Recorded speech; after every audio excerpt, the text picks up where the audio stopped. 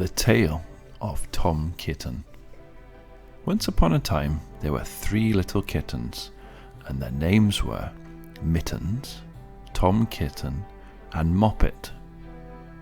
They had dear little fur coats of their own, and they tumbled about the doorstep and played in the dust.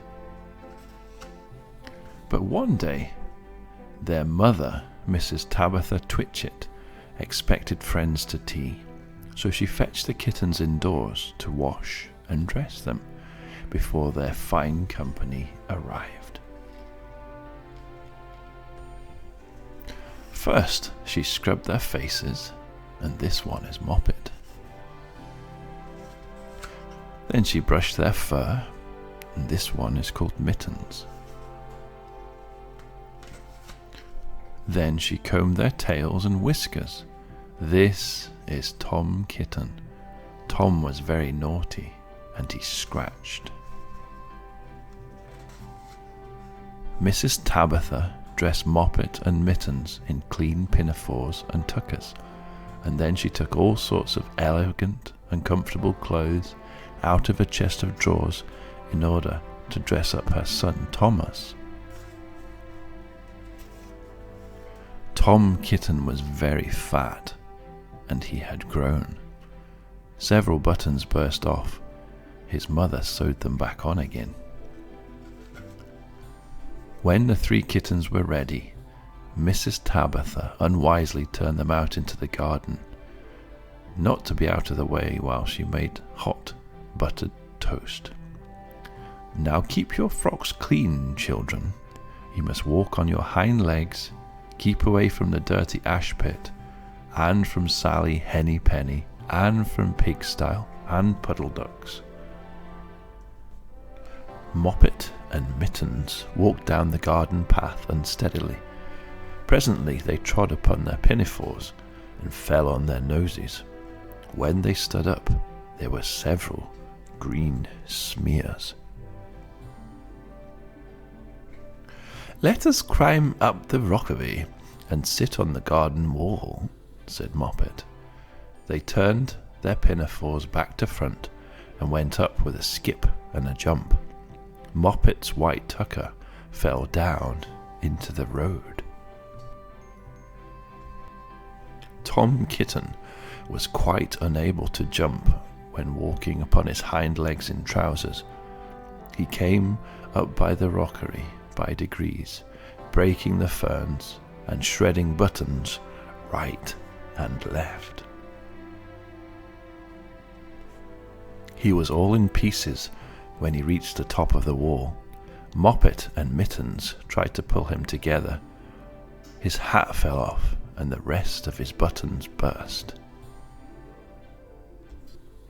While they were in difficulties, there was a pit-pat, paddle-pat, and the 3 puddle ducks came along the high road, marching one behind the other and doing goose step, pit-pat, paddle-pat, pit, waddle, pat.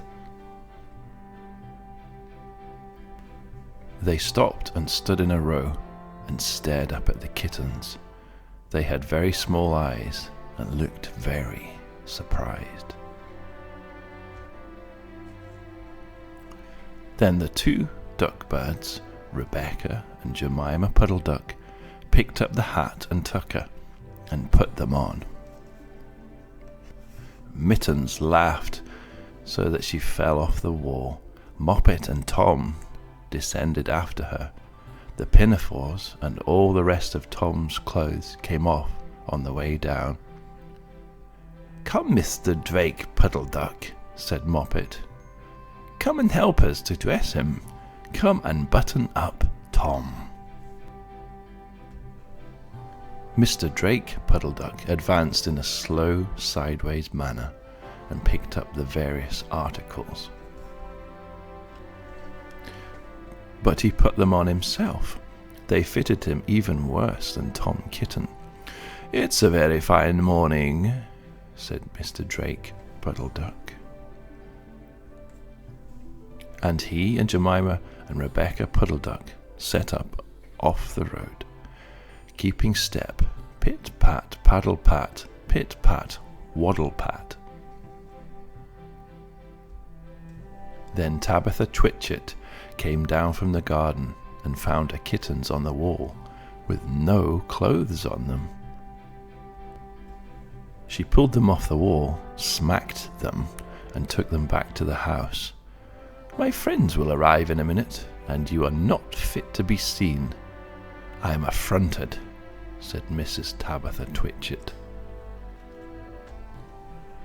She sent them upstairs, and I am sorry to say she told her friends that they were in bed with the measles, which was not true.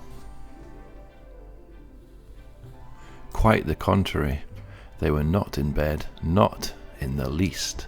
Somehow there were very extraordinary noises overhead, which disturbed the dignity and the repose of the tea party. And I think that someday I shall have to make another, larger book to tell you more about Tom Kitten. As for the puddle ducks, they went into a pond. The clothes all came off them because there were no buttons on them. And Mr. Drake Puddle Duck and Jemima and Rebecca have been looking for them ever since. The end. Thank you for listening. Sleep well and good night.